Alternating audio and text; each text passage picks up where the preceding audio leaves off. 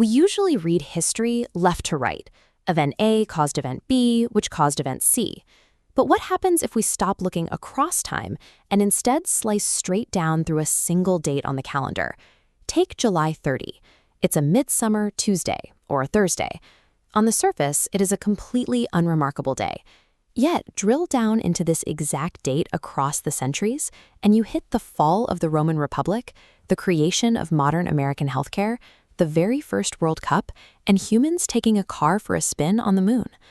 The Roman legions did not cause the invention of Medicare. These events are entirely disconnected. But if we drop the timeline and group these moments thematically, a pattern emerges. This one random date acts as a cross-section of the human story, documenting our path from ancient conquerors to space explorers.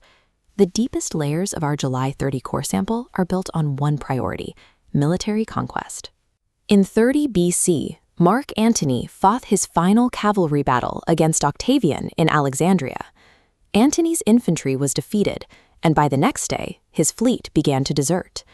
The Roman Republic collapsed, clearing the path for an empire. Move up the rock face to the year 762, and the story repeats. The city of Baghdad is founded, establishing a heavily fortified imperial center that would drive the ensuing Islamic Golden Age. Even as late as 1912, the pattern holds. Emperor Meiji died on this day, leaving behind a Japan that had permanently traded its feudal structures for the industry and reach of a global power. Our earliest history on this specific day shows a species largely consumed with drawing borders and consolidating power through force.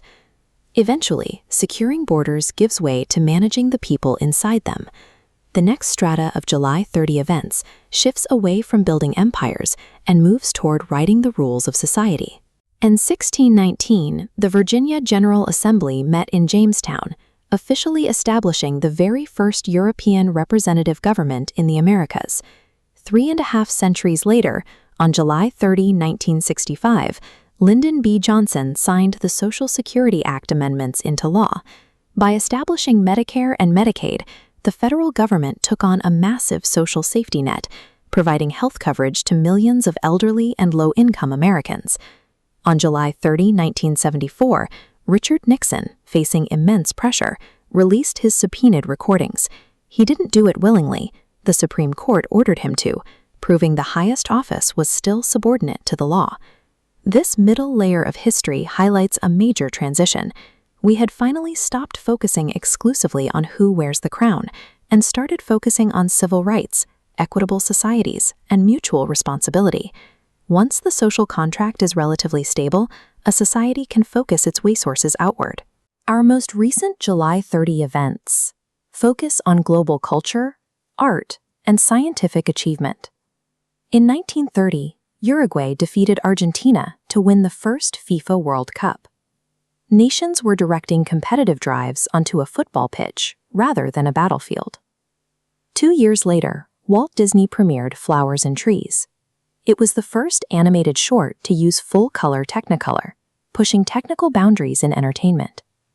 On July 30, 1971, Apollo 15 astronauts took the first lunar rover for a drive across the surface of the moon. Exactly 49 years later, in 2020, NASA launched the Mars 2020 mission, sending the Perseverance rover to an entirely different planet. Modern records for July 30 reflect a shift toward the global stage, where primary goals are cultural expression, global play and competition, and rapid scientific discovery.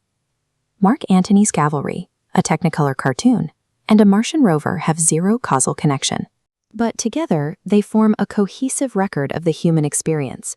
We spent centuries conquering land, followed by centuries organizing our societies, so that we could eventually afford to look up and explore the stars. July 30th isn't a uniquely magical date, but it indicates that the same layers of progress, power, order, and discovery are likely waiting beneath any square on the calendar.